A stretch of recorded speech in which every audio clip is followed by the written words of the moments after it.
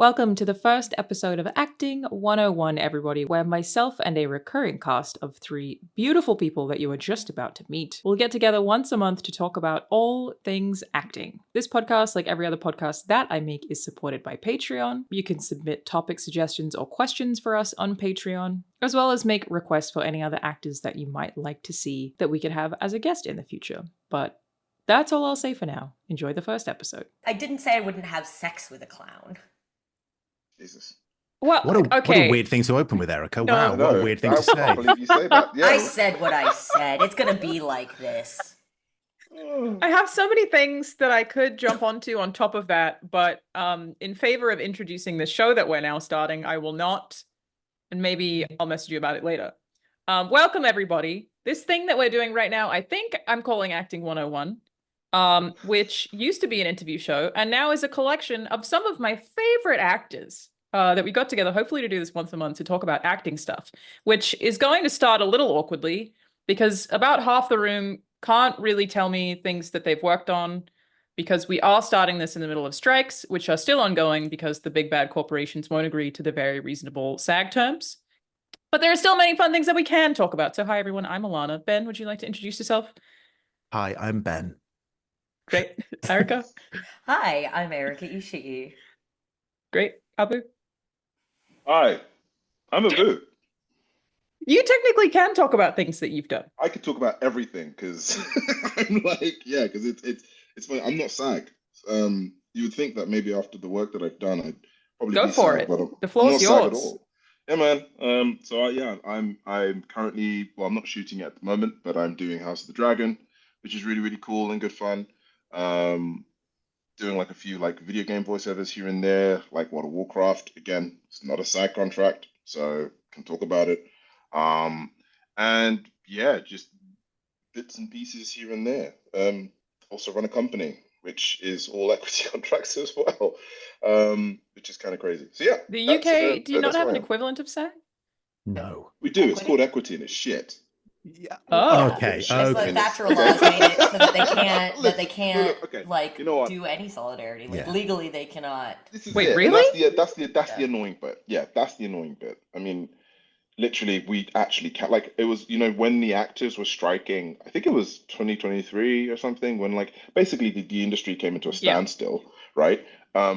It was us at House of the Dragon and industry, the TV show industry, who I think were like the only ones filming because we couldn't strike in solidarity, even though House of the Dragon Wow. is basically like an American show, right? Wow. Yeah, it's equity. Again, I just want to say like the only shit thing about equity, not the fact that it's a union. Unions are great. It's just the fact that we are literally we Hamstrung. can't do anything. Yeah, just can't do Hamstrung by anything. the Wow. British government, basically. Yes. We can't strike. It's not possible. I don't The way- understand what you mean when you say that. That doesn't make sense. So there is Is there are the UK laws. anti-union? Well, the Thatcher laws were, yes. Yeah, Yes, the fact pretty is- much. and Yes. that's Thatcher's what's done stopping nothing us. wrong ever. I don't know what you mean. Oh, right. I know, yeah, sure. But that's what's stopping us from striking. Like that is actually what's stopping us from Again, striking. sorry, It's the- you have laws that say you can't strike? Like So what? so basically what it it means is that equity is not like SAG. Anyone can be a member of equity. Okay. And so you can get people, if you pay your subscription, you can be a member of equity. Now, the laws in the UK, I don't know exactly what they are, but I think it's something like 2/3 majority have to agree to it. So that's 2/3 majority of every single paying member of equity. That ain't going to happen. And it basically, Wow. and because there are so many people who pay their £140 a year, that's just not going to happen. And it's not possible to mobilize that amount of people. There is something that's been introduced. We are fighting for better rights within the video game industry. It's just incredibly unregulated. Wow. Everything. And so this is something that we're trying to do is not strike in solidarity, but understand how we can best navigate it as British performers, make sure that we're not stealing jobs from American performers, make sure that like if it's a voice match thing, that's a bit dodgy. Right. And like I can talk about everything that I'm a part of because I thought you were also SAG. You're not SAG either. Oh, no, wow. no. Okay. Every job I've ever done has been not even an equity contract, essentially. So I can talk about whatever I want. What do you want to know? How many NDAs do you want me to break? I'll break them all. This is the place to do it. Wow, I Yeah. had no idea. So what would compel somebody to join equity, though, unless they needed an equity contract? Why would they do that? Exactly. It's a great question. It's a great question. Oh. So it's like there's so many details of the strike and of our unions and of our compatriots across the pond that are longer. It will take longer than we have in this podcast, possibly even longer than we have in the entirety of our podcast. But I will say that I have received a lot of messages of solidarity or a lot of questions from UK friends who have asked, like, how can we help support? We're not legally allowed to strike, and we have contractual obligations to promote or to do work. We're not allowed to have a work stoppage. But we would like to do what is ethical. And I think an issue right now with all the unions is that it's kind of left up to the individual to decide. I think that's something that I've been running into a lot, just even with actors here in the United States. Also, remind me, is it? I think we're allowed to say things that we have been in. You can, yes. You actually are allowed to. You can introduce yourselves. You actually can. It was just funnier to pretend you couldn't. You just can't promote the thing. So you're allowed to identify. Erika is working on Dragon Age and Ben working on Final Fantasy. Yeah. But you're not allowed to actively promote the product is the rule. I emailed them to like try to clarify that because I was like, now that I'm part of SAG, am I allowed to stream video games? Like, is it going to be the same as it was for film and TV? And they were like, no. You just can't do it if you're in it. So I can't stream Cyberpunk or Gears 5. But right. Hold on, and you're actually in Cyberpunk? Yeah, are you joking? She said in Cyberpunk as herself. But it's me. Wait, I can't talk about it because I can't. You also can't talk about it. We're not promoting it, though. We're not promoting it. We may have. I did just say it was me enthusiastically. I'm sorry, SAG. That was an accident. I don't want to play that game. That game sounds rubbish. There you go. No interest in it. Yeah, no, we've negged it. It's we're negging it. Yeah. But wait, but what happens if we talk about it? Can we talk about it? Yeah, you can talk about it. This is actually an important distinction. I think a lot of streamers have YouTubers have the same question of, can we be in solidarity with the actors while still supporting the materials? And the answer is yes, you can. Like, as long as you're not in a project on a SAG contract, you can still stream it, talk about it, play it, promote it, do whatever. And I think SAG has been asking people to could please continue to buy and support and stream games, but please let it be known the plight of the poor SAG actor and our strike. I mean, I think like that has been all they're really asking for is for people to mention it, right? They created social media materials. It's like, just mention that the strikes exist. Talk about them if you can, promote them if you can, talk about why we're doing it if you can. But still allowed to stream/play video games. Like I said, the two of you are technically allowed to talk about whatever you want. We can talk about things that we have been in. We just can't promote them. So you just have to insult every project you've worked on. Oh my God, we should do it so that like the guys talk about, they do all the talking about the games and we can just say yes or no. That'll pass the Bechdel test. Yeah, the SAG Bechdel test.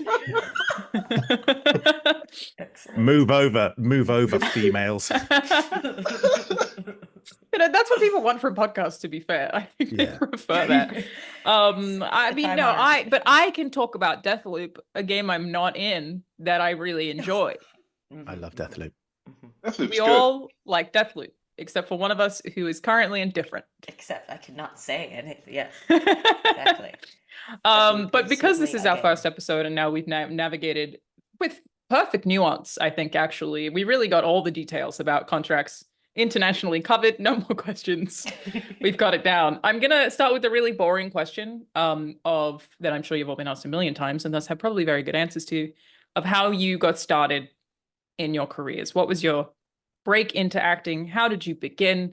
When we can talk about things that Erika's worked on. How did you get to where you are now? Erika, do you want to start? Yeah, all right. Well, I did the whole child acting thing. I Both of didn't my know that. parents are below the line workers, a film editor and a camera assistant in Hollywood. They met out here in Hollywood.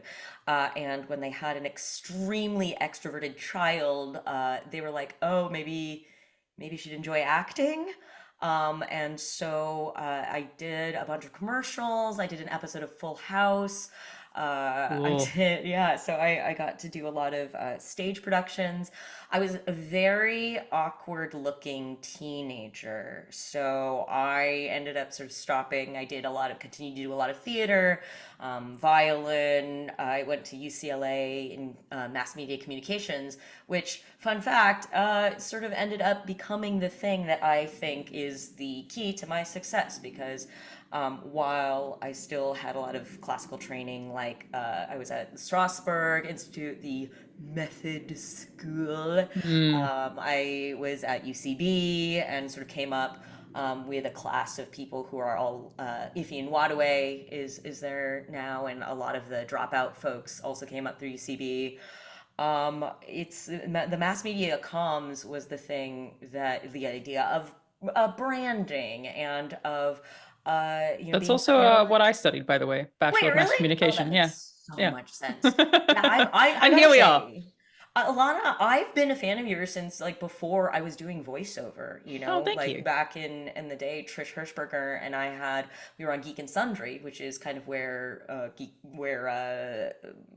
Critical Role came from. A lot of the alumni of the tabletop and sort of hosting world came from. And we had I sort of fell backwards into video game voice acting, which I grew up playing games. I grew up loving video games and a lot of in comics but all of those things were just sort of my side passions while I was pursuing all other kinds of acting. I didn't think that there were opportunities for me, and honestly, there weren't any opportunities for people like me in on-camera acting, and so I made my own in terms of doing the tabletop, in voiceover, in sort of establishing the weird, unsexy parts of acting.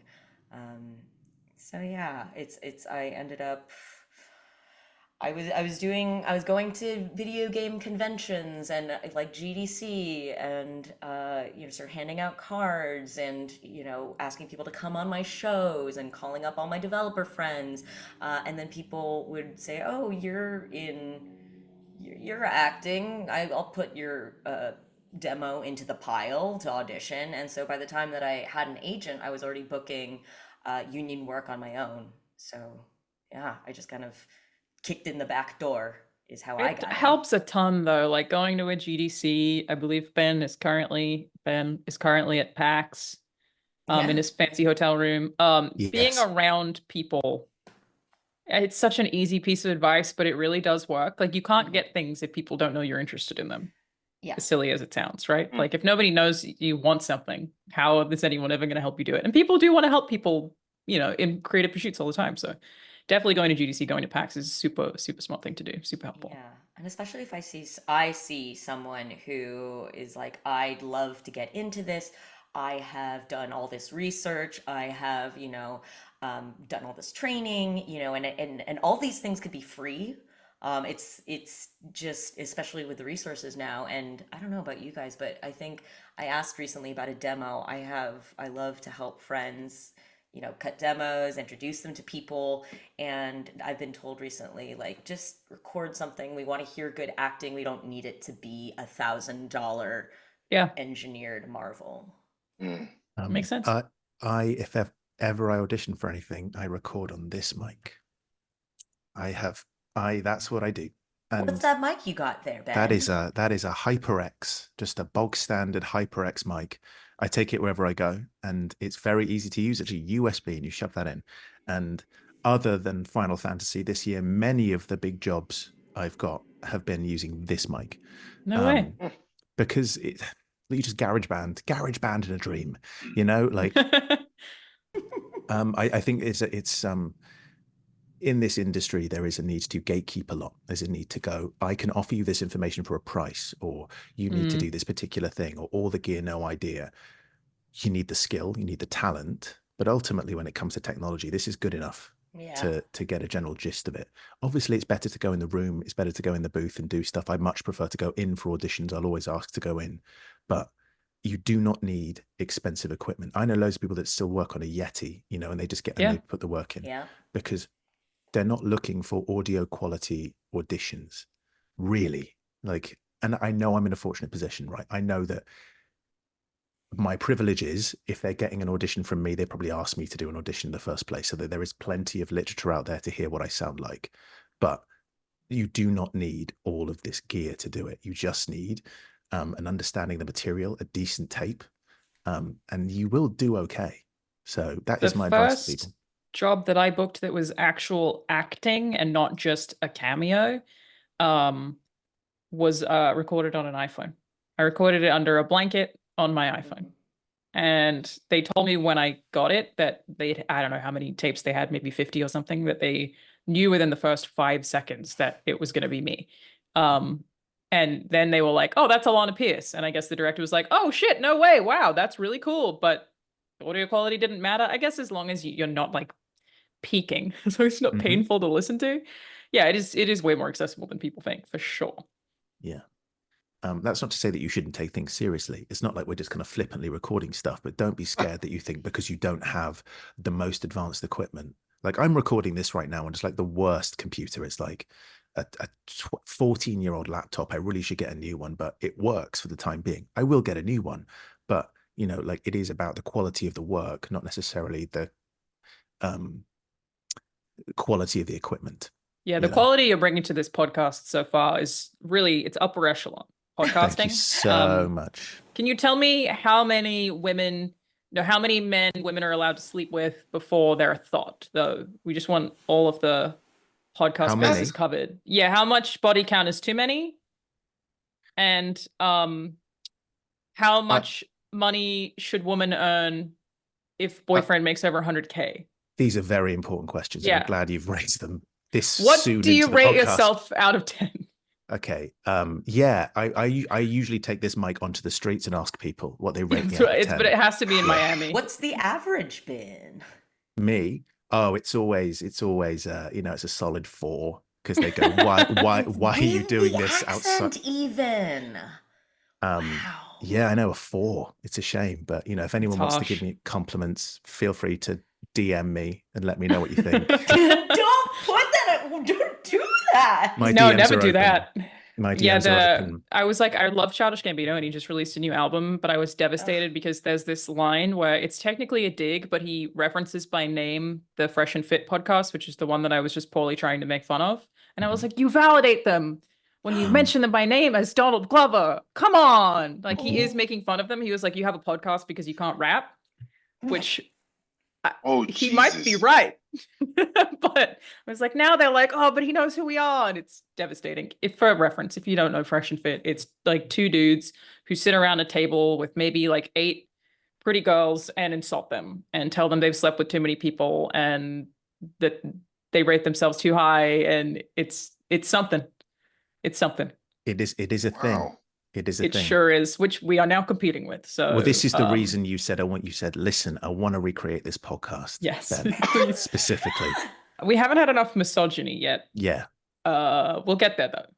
I can bring it to you if you want. I can actually deliver that to you. Please do. I think that's what we need for the TikTok algorithm. I'm famous for it. Everyone goes, oh, Ben, the famous misogynist. Notorious misogynist. It's one of his redeeming qualities. Yeah. Bringing women down. Someone's got to do it. Never not asking the body count. So how did you get started, Ben? Wow. I've wanted to be an actor since We're doing it now, boys. It's whiplash for the people at home. Please. Okay. I just can I swear in this? Yeah. I just fucked my way to the top. Do you know what I mean? I went, how can I be successful? Yeah. And where can I put it? And that's where we are. With an average rating of 4? Yeah, because it's again, once again, it's the confidence to know that you're a 4, but you know, still put it to sleep. The confidence of a 10.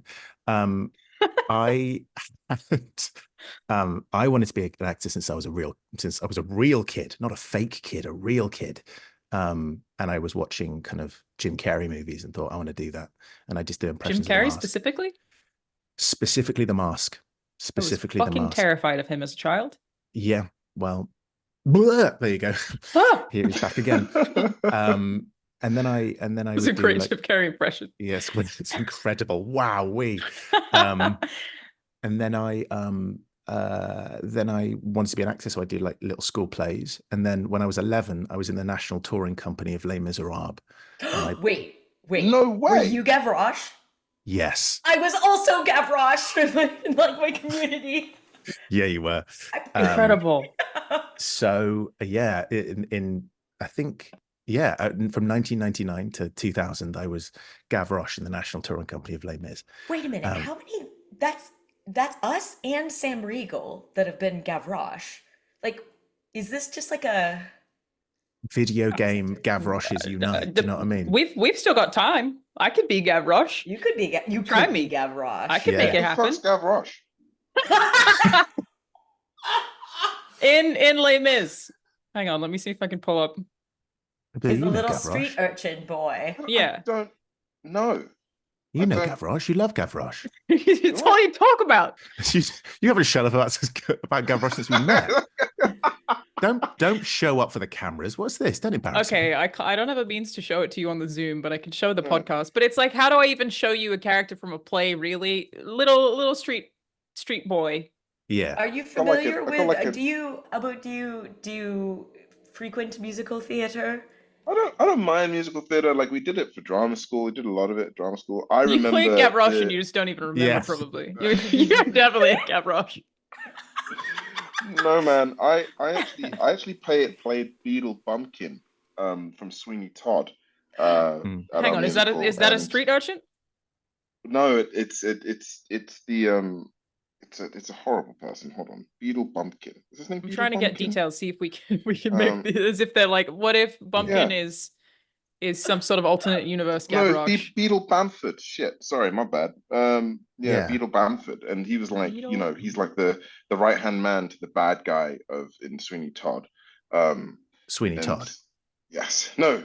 Yes. Because Sweeney Todd's the bad guy. Let's just get this straight. Sweeney Todd ain't a good guy. I mean, I don't know. I kind of like Sweeney, but okay. Yeah, so, you know what? Okay, hang on now. Gavroche and Beetle Bamford next to each other. It could be the same dude. Well, there you go. If I'm pulling them up, Abu and I are famously the same casting. We are the same. We are literally, and Erika as well. Come on. Yeah, every time I go into an audition room, these two. I see these mofos. That's how I found that's how we put the show together. We're all trying out for the role of Gavroche. Yeah, it's crazy though, because it was between me and Ben for Clive. Yeah, and when we went in, it was for an Erika Ishii type. Yes. Yeah. I love that for you. Yeah, I do too. Anyway, enough about you guys. More about me. Yeah, go ahead. It's nice, but I really want people Body to know count. Currently, yeah, none. Very lonely. Yeah. Wait, lately, or you mean like? Total? Yeah, what does currently mean? I thought body count was just like a running tally. Just in general. Life. Yeah, what's currently mean? It resets every week. It resets, yeah. It resets every week. week. Oh my God. The counter has reset, gentlemen. My sexual history shreds itself like a snake. Every week, yeah. Every week. That's convenient. I don't know what my body count is. Is it? I haven't counted. That's a flex. That's a flex, that is. Do you think so? It's either very, very high or very, very low. No, it's definitely only high. You can't be like, I don't know how many it is. If it's low. I didn't know that you were meant to be counting. Well, how else are we going to know if you're quality, not quantity? The fuck is a thought as well? Like, you don't know what a thought is? Who are you? It's you basically Gavroche. Oh man! Oh God! A thought is it's just internet podcast bro slang for a slut, really. But wait, do they still use something. Thought? They totally do, yeah. It stands for that hoe over there, I believe. So if you call somebody a thought, you're just calling them a hoe. What if the hoe's over here? Common parlance. Yeah, exactly. A thought. What's the thoughts Oh, next to you? then What are she's the a thoughts there? Tho. He's a Tho. How dare you, Tho? That's much better. But no, they can't be near women, so she's always over there. Anyway, sorry, continue. So yeah, so I love to fuck. Yeah, too And much. that led me to I just did loads of plays. I did loads of plays at school. I was a member of like 5 different youth theatres. My parents just like shipping me around, like doing loads of different things at the Bristol Old Vic Youth Theatre and like ITV Television Workshop, this local TV thing. And I would do everything. And then I always knew I was going to go to university and then I was going to go to drama school. And I did that. I went to university, studied history at Durham, had a great time, did mostly plays when I was there. And then I went, I'm just going to audition for drama school and I'm going to get in because I'm really good. And I auditioned and I got in. Little did I know it's really hard to get into drama school, but kind of the arrogance of youth, you're like, I want to do it, right? I'm good enough to get in. And I was Arrogance of a really, 4. yeah, exactly. Looks like a 4, acts like a 10. Self-confidence. And it is the confidence. And I thought, I'm really good at this. I want to make this happen. I'm good enough to be an actor. And I think that is one of the things that drives you through, even failure after failure after failure. The confidence to know that you're good enough to do something is really helpful. You know, it's just delusional, but yeah. And I went to a place called Lambda, which Abu knows very well. And we were at drama school at the same time. And Wait, were you really? yeah, same drama Yeah. school. What the fuck? That Yeah. is crazy. Did you know each Small other? fucking world. Yeah. Yeah. Oh, no way. Wow. Okay. Yeah. You guys have known each other for like 20 years. I'm sorry. We're both born in Yeah. 93. I just insulted myself as well, so it's fine. Literally. Yeah. Went to drama school, graduated, did some film and TV. And then when it came to video games, I would do like bits and bobs. Like video games in the UK is seen as a really good auxiliary income because Yeah. there isn't huge money in it. Is Yeah. it? Yeah. And I kind of would do tiny little roles here and there. And then I auditioned for a tiny little role in this unknown video game, codenamed whatever it was codenamed, because I still can't say what the code name for 16 was. Auditioned for a small role because I'd only gone for small roles. And then this guy decided that wouldn't it be cool if Ben auditioned for the lead? And in the room, he went, how about you read this? I read it. I sight read it. You went and then Toggle. Toggle. No, I just cried. I just cried in the room. And I was really tired. And then I got this part and I was filming a TV show at the time. And they said, congrats, you're going to play the role in the lead in a video game. They said it's going to be 40 hours. Was it fuck? And then there's like 40 hours of cutscenes in that game.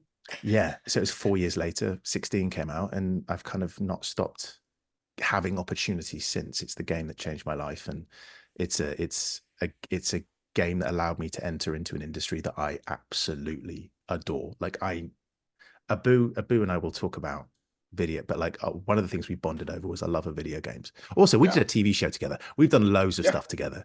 I mean, I figured you would know each other, but I didn't know it was like that. Yeah. A lot of just kind of gathered, just assembled the team. That's true. I did. I picked 3 people, can't pick myself, that I like and that I think are very good actors and that I thought would get along well. I had no knowledge of connection. Me and Ben go way back, man. No way. Way back. Yeah, awesome. And very cool. And here we are. Like I in more games, which I can talk about it, but I'll let Abu talk about his boring career. Yeah, go ahead. Body count? No, I'm sorry. I'm still making that joke. How did you get started, my friend? Yeah, well, I got started because I'm Black.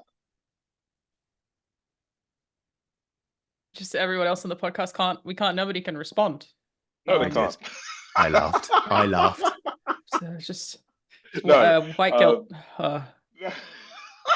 No, listen, okay, right. Here's how I got it, right? So, funnily, I grew up in a very small neighborhood, or a very small space called Hertfordshire, Wellingham City. And I was one of those kids who had no idea what they wanted to do. Wasn't necessarily very good at school, didn't really know what kind of stuck with me. I mean, I loved video games, and I loved storytelling, and but I didn't really know that you could like career-wise, the only kind of jobs I knew about was what my dad did, which was computer engineering, and my mum, who was a nurse, and there was other bits and pieces here and there, but I wasn't really thinking about career. But then I remember there was a moment, I think I was like, what?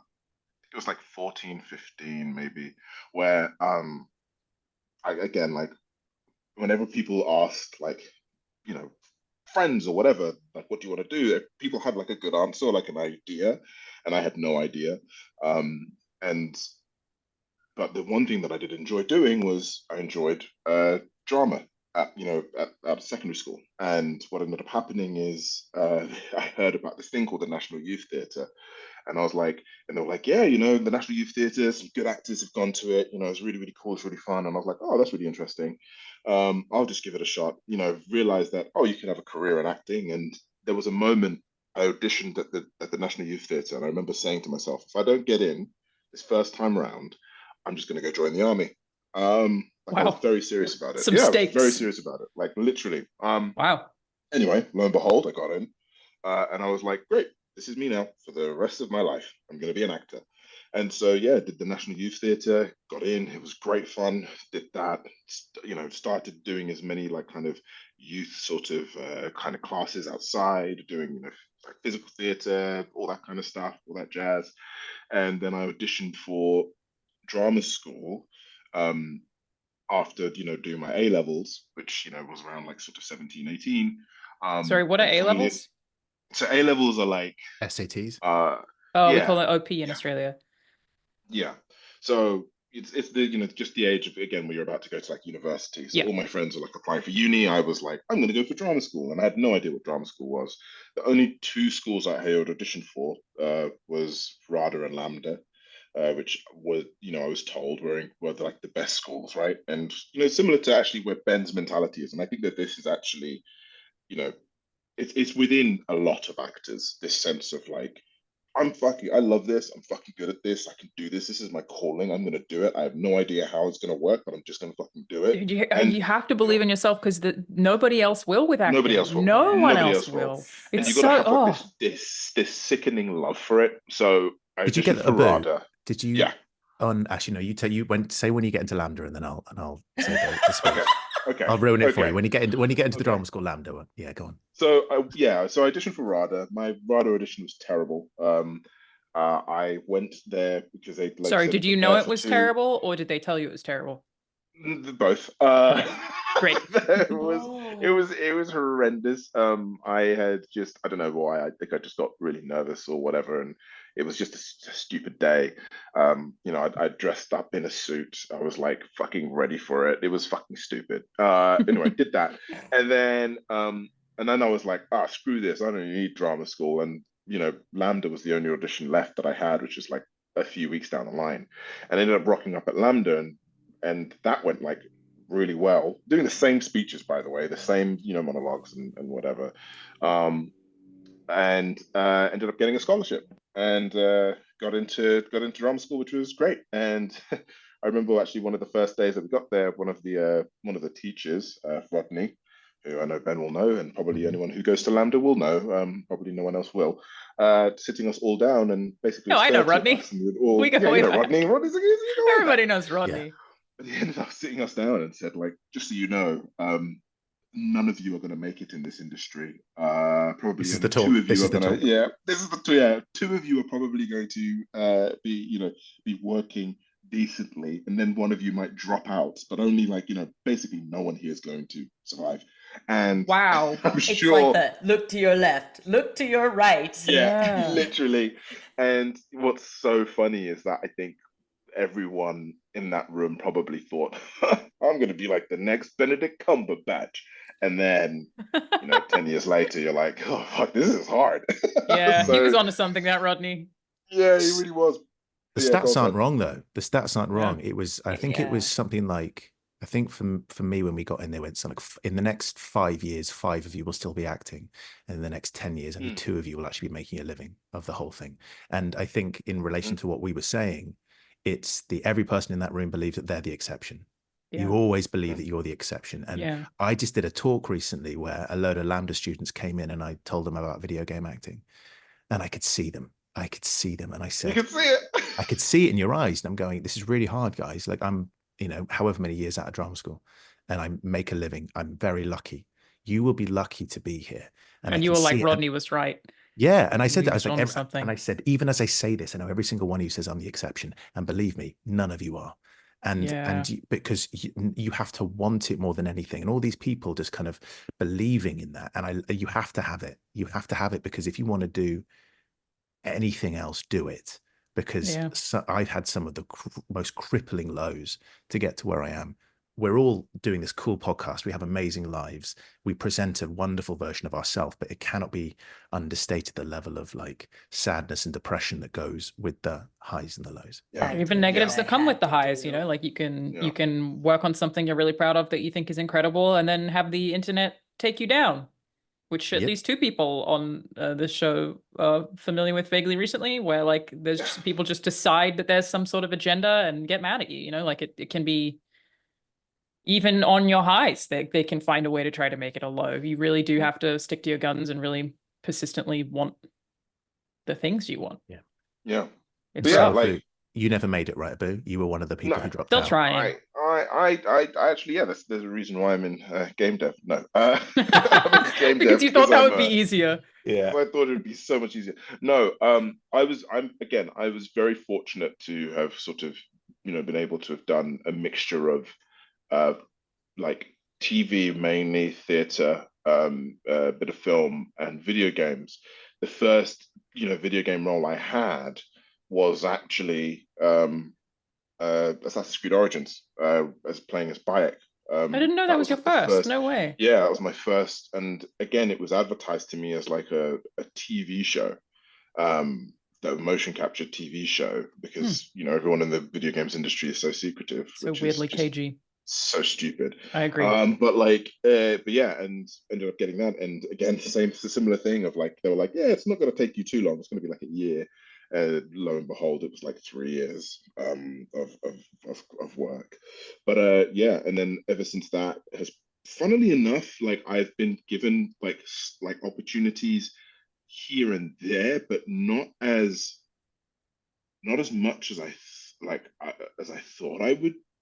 I thought would come off the back of Assassin's Creed, but I guess that's also like part and parcel of this industry is shifting and changing. I feel like, performance, and I don't know, maybe you guys can correct me here, but I feel like performances have never been have been like, we're in a space right now where performances of characters within the video game space are being regarded and respected a lot more than they were previously in the past. When you had like your Kingdom Hearts and your other small games, like we loved them, we loved the storytelling of it all, but performances were never a thing. Yeah, okay. I think The Last of Us changed that. Nolan or so, yes, that's it. That is it. Like The Last of Us, like kicked in and just transformed everything. I feel, because The Last of Us was before the new God of War, right? Yeah. Oh yeah. Last of Us was 2013.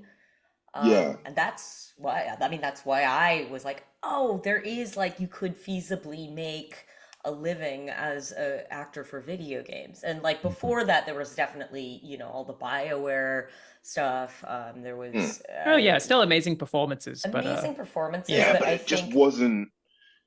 It's the direction, to be honest, in my opinion, that changed it. It was the way that game was directed. Not that they're not incredible actors as well, obviously, but the cinematic angle, even the frame rate of that game, or the way that the camera sits behind you while you're walking, is so specifically cinematic that I think the direction changed a lot of how we view video game actors. I know the comment section is going mad right now with people saying there are video game performances before that, but I think incredible ones. And amazing, and some of the most iconic video game performances of all time happened before that time. But it cannot be understated how, as performers, The Last of Us, when talking about video games to people who don't play video games, that is the game. That is the reason why The Last of Us was one of the first franchises to be HBO multiple nominated. Yeah. That's why that is the gold standard, because it really is.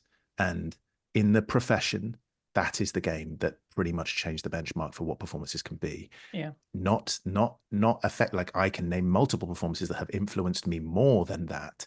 But when it comes to the active celebration of performances, it's that game. I think it changed the way that game devs look at the way they do cutscenes as well. Like, again, even the framing of things is different.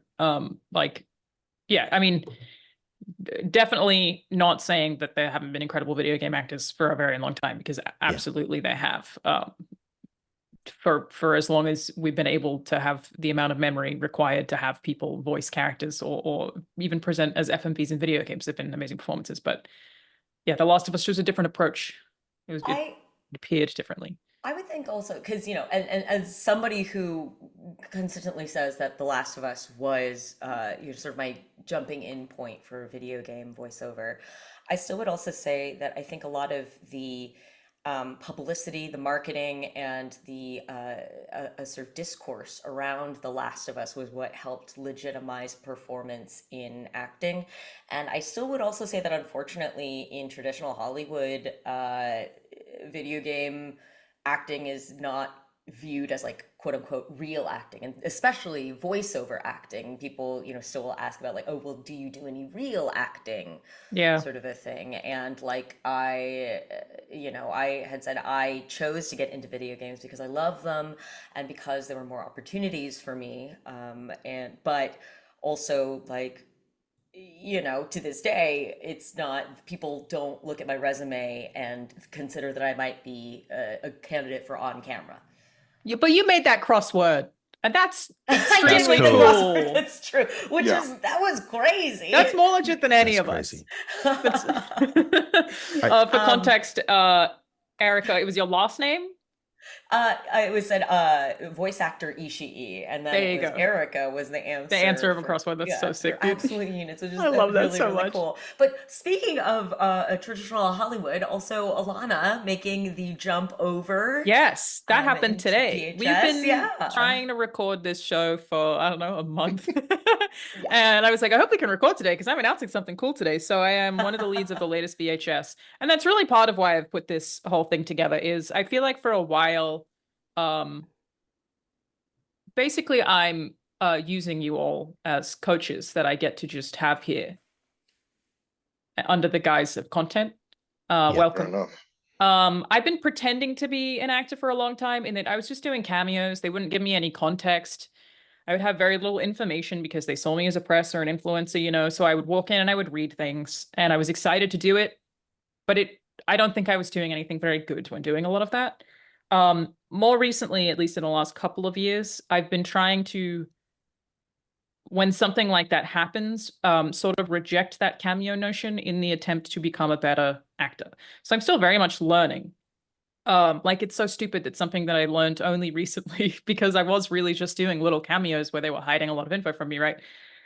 Was that you should understand the words you're saying and not just read them. And it seems so simple, but it makes such a difference. Like I would often just read something and be like, there, I read it, but I wasn't thinking about why I was saying it or who I was saying it to or what it meant. Like I was just saying the words as written and I wasn't thinking about them at all. So doing VHS, which anyone who doesn't know, is a horror anthology series. There are a few VHSs. They're very indie. I'm part of a short segment that basically, I guess the premise of VHS is people find a series of VHS tapes and play them. So I am found footage. Correct. Yeah. So I am the lead of one of those tapes in VHS Beyond, which comes out on October 4th. Was directed by Kate Siegel. It's a directorial debut, written by Mike Flanagan, two of whom very good friends of mine. The way that I got it was really that Kate saw the animation thing that I was talking about recently that I did, that I think is the first thing that I had done that I was actually trying to act and that I had the audition for that I recorded on my iPhone. And she was like, wow, you're really good at that. I don't know any actresses who aren't SAG. Could you do this? Because it's a non-union project. So I did it before joining SAG. I've since had to join for something else. But she only knew 2 people and I was one of them. So she asked me to do it, which is such a huge risk, you know, for someone who has very little experience. But it was a ton of fun, and I got to learn from someone like Kate Siegel, who has a super impressive body of work and is just such a absolute superstar, in my opinion. It was a ton of fun, ton of challenges around indie filmmaking for sure. You know, things don't look the way you might expect on the day and you have to work around them. And there are many challenges with found footage as well, because we have to record things as though I am filming a lot of them, which was actually really fun. I was very huggy up to my DP a lot of the time. A lot of cuddling the DP because I'd have to put my hand in front of something or whatever. But it was really, really, really, really fun. And something that I definitely want to do more of, but I still, even like from that, if I've learned anything, it's that I have a ton to learn. One thing about doing VHS that yeah, I like always make fun of Rahul when he hints at anything that would be remotely method. But when doing VHS, because I had to be afraid, on one of the days I gave myself a panic attack. So when they called cut, I started crying and I had to go for a walk because I guess I didn't have the experience to know that I wasn't really scared. Like my body, like because I was shaking and I was breathing and I was like, panicked, but my body doesn't know that's not real. And I That's, don't have the oh tools to turn man. it off. So I like, and I have never had a panic attack before in my life, but we cut and then I just started to cry and I had to go for a walk outside because I was like, I feel like I'm terrified, even though I'm not scared of anything that's happening right now. I don't think That anyone was even knew that I was crying, but that's so weird you say that, because actually I think even if you have tools, moments like that can happen. And the reason why you just saying that just reminded me, I completely blotted this out of my memory, but it reminded me of a moment. There's a scene in Raised by Wolves, season one, where father gets like shot up, right? Like the camp gets invaded and he's dying. And I remember them saying cut. And I'm an android dying. There's white blood all over me. Doesn't make fucking sense. I'm in spandex in South Africa. But they yelled cut. And we had to do the scene over and over and over and over and over again. And there was one moment where they said cut, and this was like the final shot, I think. And I just got up and I had a panic attack. I just started crying because like, it was almost like my body was thinking that it was dying. it's And it's exactly what so it is. weird. Yeah.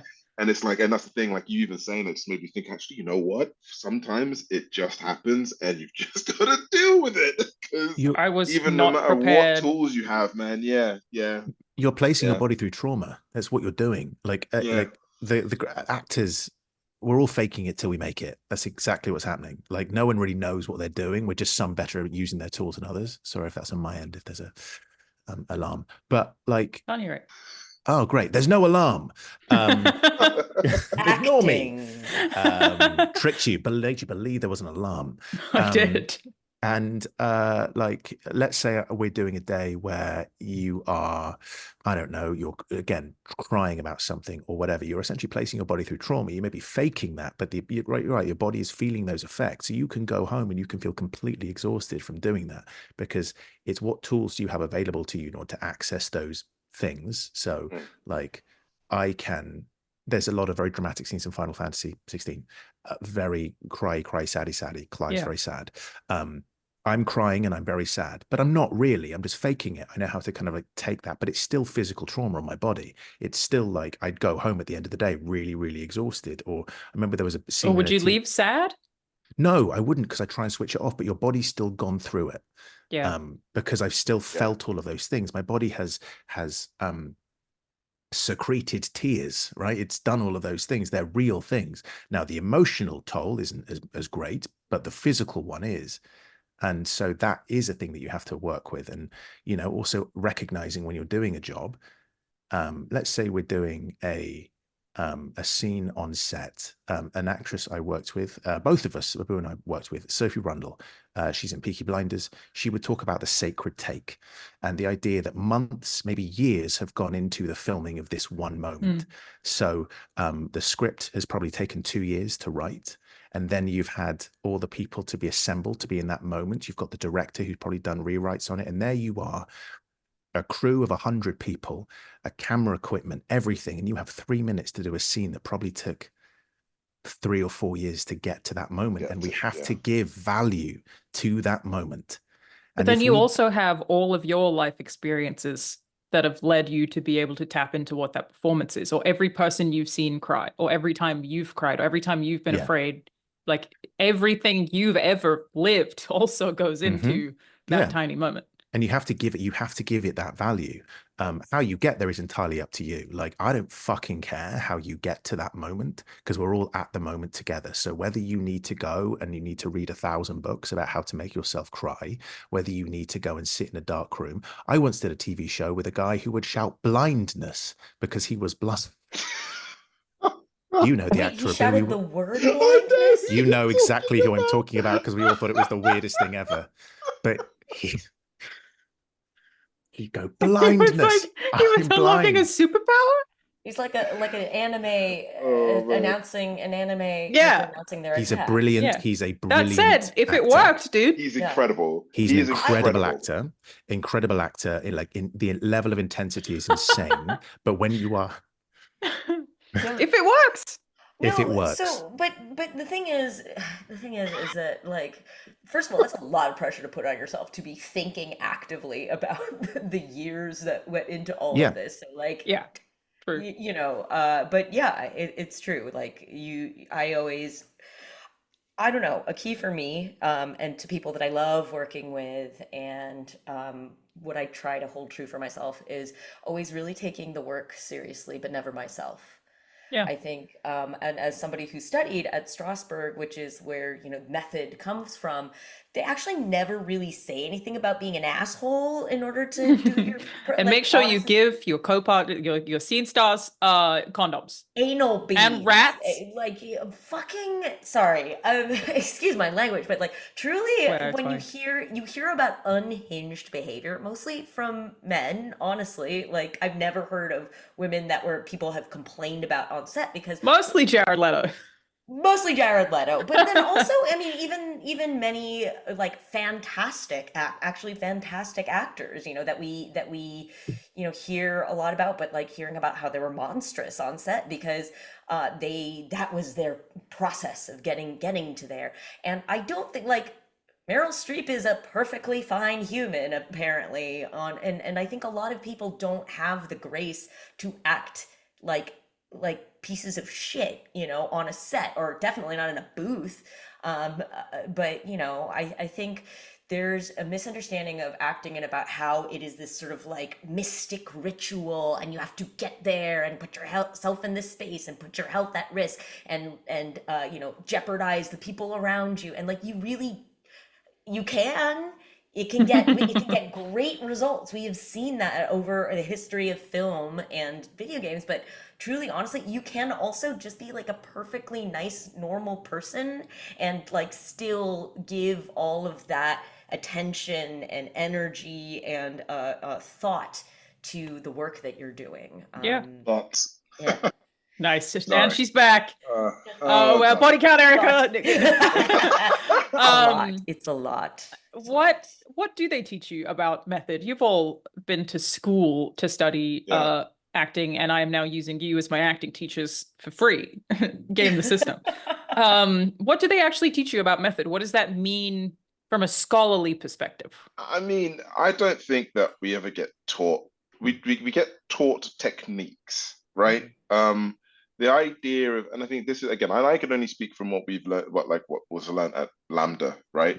And like you get taught different techniques. Like I remember we used to do this exercise called the was it the phone booth or the booth exercise? Collins Booth. Yeah, Collins booths, and essentially, Yeah. like, you know, it was like he would say, like, okay, you have a disability, and you've only got like 60 seconds to record a message. You can make up totally, and like, you know, and then you've got to figure out how you get there and how you do it. Like, now you're not necessarily going to give yourself a disability, are you? You're just going to figure out and study and learn and watch people. You're going to character study. You're going to watch and try and, you know, emulate in a way. You know, we were always, from my perspective anyway, taught that the way in is, again, like an artist, is finding something that is inspiring or inspires you, or something that you can hook onto, be it either like you feel like it, like if it's a physical thing, like where, you know, where your body is being led by, or what you feel the weight on, and you lead from there, and it just kind of happens, right? I think this idea of like, and again, I've heard stories of like other drama schools doing like the method way of stuff, and I think the furthest we've ever gone with method at drama school was when we did like this zoo exercise where you pretended to be an animal. Animal for, like, exercise, two, yeah. like for like 2 days. Very common. What's the purpose of that? That's Wait, for to 2 days? some Yeah, physical. it was like a zoo, it's a physical thing because you think about it, right? And like you know, whenever you see some people, they're like, a lot of like bros are like, you know, they're almost like like apes kind of thing. And it's like, Yeah. if you're able to kind of figure out like the Interesting. tend to Incorporate be an ape. animal characteristics and like animal features Yeah, into your movement Hmm. as a character. So, yeah, like for instance, a lot of people say that Heath Ledger did sort of lizard Huh. exercise yeah. for Joker, and then Toshiro Mifune for some of his Seven Samurai acting incorporated lion. You know, so the idea of moving, Interesting. like The thing is, incorporating the though, spirit of these animals into hmm, your performance and your body. but like the trick is not to be the animal. So Yeah. I remember watching a play, which what was his name? James McAvoy was in for Mm. Macbeth, and he was obviously playing a fucking dog, and it looked and it was shit, and it was just like, what are you doing, mate? Our And podcast has taken a stance on James like, I know. McAvoy. I think he's incredible. I think he's like an incredible actor, right? And like, look, and actors always have this. Like, we'll always have those moments or those plays or those things where you're like, oh man, I missed them up there. But there was something about this play of him doing Macbeth where he was literally a dog. I mean, my guy was literally barking on stage, and I remember just thinking to myself, you've just taken the animal exercise and just gone a bit too far there. Very Like, I see literal. what you're trying to do, literally. So, like, so this is the thing. So you've got your ways into it now. There was one lesson as well. I'm throwing all these lessons out for you, so yeah, you better pay me at the end of this. No, but there was one lesson that has stuck with me, through and like a bit of advice that I got through clown working. We did Lecoq, also at Lambda, and the thing that this teacher was incredible. I can't remember his name. I think it's Michael. Michael. Anyway, yes, It was incredible. Michael, yeah. It was incredible. And the one thing that he said was, there is no one more interesting than you as a person. And I remember thinking, what do you mean? It's like, well, you know, the characters that you read on this on the page, like they're 60 pages, that's their life. Yeah, you can imagine what their life was beforehand, and you can imagine what their life was, afterwards. But truly, there's no one more interesting and incredible than who you are as a person. Hmm. So you've got to find the middle ground there. So Hmm. you can't necessarily. So, and when you find that middle ground between the character and yourself, that's where the magic happens. You can't become the character, and neither should you force the character to become you. You're an artist at the end of the day. And so that to me kind of, in summary, whenever I think or hear of actors who go like super method and like try and become the character, I'm like, you're wasting your time, mate, because you're not going to be them. Like truly, you're never going to be them. And actually, you're more interesting. You You're have a more lot more life human experience. than they could possibly be. Exactly. It's a really interesting. Exactly. Hmm. Also, like And it's changed a lot actually, because we were at Lambda around a time, and I don't think many of the staff are still there anymore. There's been this big change. Oh, surely Michael and Roger. Was it Rodney, Roger? Rodney's still there. you? Rodney's still How there. dare you? But like, there is this the type of training has changed based on the industry Yeah. that it serves, and the industry has changed dramatically. And we were very much in a very awkward time where it was very much still this classical training. And what they're training you for is 8 shows a week. They're training Yeah, you for theatre. rep at the RSC. They're training you for that. So what they're trying to get out of you is a level of muscularity in your performance that can be replicated again and again and again. Not the kind Yeah. of performance that might be required for a film where there's something significant, like visceral, but you only need to maintain it for a day, something like that. So there is give and take. I think my takeaway from drama school is every person comes in, all four of us are here. We all enjoy performing in some professional capacity, and each of us will have a different technique as to how we get there, because we're different people. So you turn up to drama school, and I turned up and I was like, I already know this stuff. I'm just here to get an agent, which isn't true, but that was my attitude. I was like, I'm good enough to do this professionally. I'm just here to get an agent. But what I did was they broke me down to the level to which I was able to be broken down. And I was then able to pick and choose the techniques that suited me professionally. And I don't think about it, but I still use those now.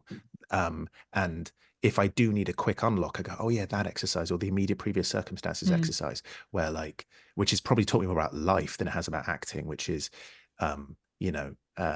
if you walk in and two people, you have to improvise, and it'll be someone's left the iron on, and they have an argument about the fact that someone's left the iron on, but obviously it's not about the iron. It's about the level of respect that you have in a relationship and how you unpack those things. And so the immediate previous circumstances exercise is everything that has led up to someone leaving the iron on, that why this is the moment where you you break and you have this argument and you unpack the psychology of what it is, what the iron represents to you as a couple or whatever, which is very useful in a relationship, to understand why you're arguing over an iron.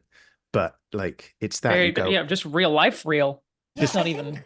think there's different you know there tends to be a certain reverence for people who have gone to drama school or are classically trained, and I think that I think the important aspect of that is about having the tools and getting the reps in, and it doesn't matter how you do it. It could be that you never had traditional training, but you have been in a play and gotten those kinds of reps. Or I do see sometimes like people just had to do, we did sketches every single week, and people at UCB like getting the stage time in, and like the improv tool of just like sharpening that for years. And I think that while I think people always ask like, do I need to go to school?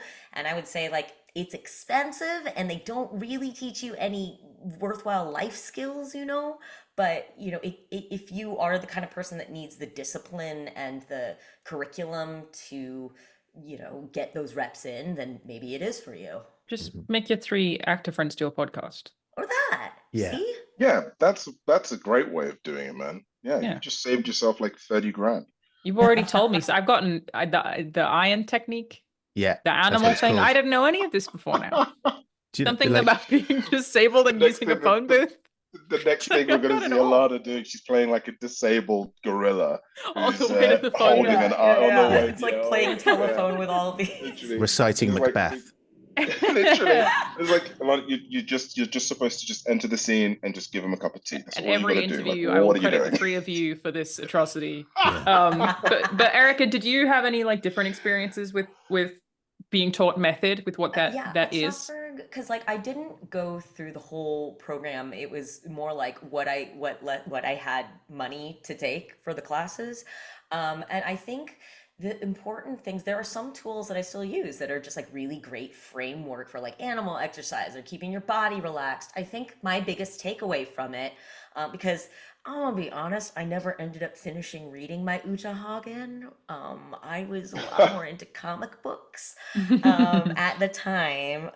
But one thing that I got about it was about sort of the truthiness of is where you really connect and where acting really is magic. I think it's a lot about as opposed to sort of manufacturing things or just reaching back for a memory. You live in the truth of a moment, and you're able to connect with your scene partner, with yourself, with your body, and that was something valuable that I got out of it. I think a lot of us walk around through life being sort of like detached electrical impulses in a meat sack. And I think that having a bit of a more connection to that, whether it's breath or understanding what you're doing with your hands, or just an awareness of that instrument, is so huge, even for something like voiceover, where they will only ever hear your voice, but it's like, where is that voice coming from? Are you cold? Are you at the top of a mountain? And just thinking about that connection of mind and body, and finding the honesty in it. Like you said, when you were reading, there's this sort of aspect of, you read the words on the page and you say good, and you don't spit in the mic. Like those are all important skills, but the idea of reading it and saying like, well, how does this feel honest to me? Why would I be saying those words? Why am I saying it right now? Yeah, I why only am I saying just it right now? quite recently, like this year, stopped being insecure about the way that I look in a booth, because that definitely also used to be a thing where I felt like I should be professional and stand and be straight, because I had the weird experience of, again, cameo stuff, is they kind of throw you in there because they want your name. They don't. So I just was sort of doing what I thought was the correct thing to do, I guess. And again, I mean, very recently did I start trying to feel the right way when saying things and ignore the fact that somebody is staring at me saying weird shit into a microphone. And I look so weird. I look for so sure. weird when I'm Yeah. recording. I just do the Yeah. weirdest stuff. Like I'll just like pace up and down. Sometimes I'll walk away from the microphone and then just like walk up to it for some reason, or I'll do weird stuff with my hands. Like it's because you're right. It's a physical medium. Like just because Yeah. it's your voice, it's like how do you move your body in a certain way that's going to be able to allow you to artificially recreate the truth or whatever it is that you're trying to achieve. Yeah, and I mean, you did boxing, so you understand, like, you know exactly what it feels like to take a punch or throw a punch. You know exactly what it sounds like when you're like lifting five pounds, you know? It Do that in is my sleep. exactly, Let's be real. exactly. So yeah, I think about, and I have found that, real life experiences and sort of introspection and connection with other people, it has been just as instrumental, I think, in my toolbox as like traditional exercises and One of the methods. best tips that I've ever heard for writers, which I'm sure applies to actors as well, is go do something else. If you're a Yes, writer who has yes. only ever written, what the fuck do you have to say about anything?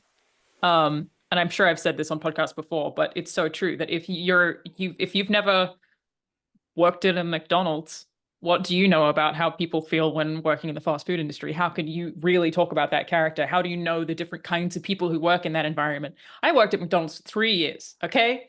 If anyone ever needs a sitcom about McDonald's, I got you. Loved it. It was actually really fun. But like that's a standard example of like any art. If you're trying to tap into how people feel in different situations, how would you know if you've only ever done the same thing forever, right? Unless you actually go out and experience the world, even see different countries. You just experience a wealth of different things and meet different people. Because if you're just by yourself all the time, you are so limited in what you have to say or how you would react to anything. And it can hurt writing for sure, but I don't doubt that it could also limit acting performances as well. There was a period of time where I was obsessed with a TV show called Love Island. And to be honest, I'm obsessed with crap reality shows like that in general. But I would I analyze. love a romantic reality TV. I don't Yeah, watch I a mean, lot of them, but I'm Love is I don't know down. if it's blind. romantic though, but But Isn't it? it's fantastic because it's humanity under an extreme microscope. It's watching people in extreme circumstances do the most extreme things in the most extreme way because it's time pressure, it's the cameras, it's everything. So you're watching humanity kind of exposed bare with Yeah. like bright lights, and some of it's obviously fake and for cameras, but it's always interesting to analyze. And there was this show, Love Island, which is still on the UK, but maybe about 4 or 5 years ago, it was so much a part of the zeitgeist that people would examine their own relationships through the lens of that show. Oh God, what? bec- Why? No. because it would, if someone was being gaslit on the show, it would make the national news of like so and so was acting this certain way. If you've been affected, have the conversation. Wow, And no way. yeah, it was huge. Like maybe 3 or 4 years ago, there were some really, really big moments on these shows that were, not, I think, on the news, on the national news, were being talked No about way. because it was so popular. And Wow. I know that I did a TV show called You and Me, which was exec produced by Russell T Davies, who is a very famous UK screenwriter. He wrote Doctor Who. He's the guy who revived Doctor Who. I remember sitting with the exec producer, and he was like, what are you watching at the moment? I said, I'm watching Love Island. He went, oh, I love a bit of trash telly. Me and Russell, they say if you can't watch a bit of trash telly, you don't know what you're missing. And I thought the most amazing thing is this, this executive producer who has written lots of TV shows and writes like really searing dramas and actually really interesting examinations of the human condition. He watches Love Island because it's you can switch off from it, and it isn't real, and actually a lot of them can be very kind of exploitative, and a lot of the practices on that show are not good, but they are fascinating examinations of humanity under a very extreme microscope, and it allows you to examine in the same way that you would holding a mirror up to nature, like you're watching Hamlet. You are watching humanity in its weirdest form, but it's still humanity in some capacity, and it's always good to kind of look at that and repurpose that for however you want. There you have it, everybody. Watch Love Island. If there's anything we want to impart onto you here today, it's that you should watch Love Island from Ben Starr himself, which I have actually heard. Is that the one that Maya Jama hosts? Yeah. Okay, yeah. I have heard of it, but I haven't seen it. But it's incredible. It's like, is it?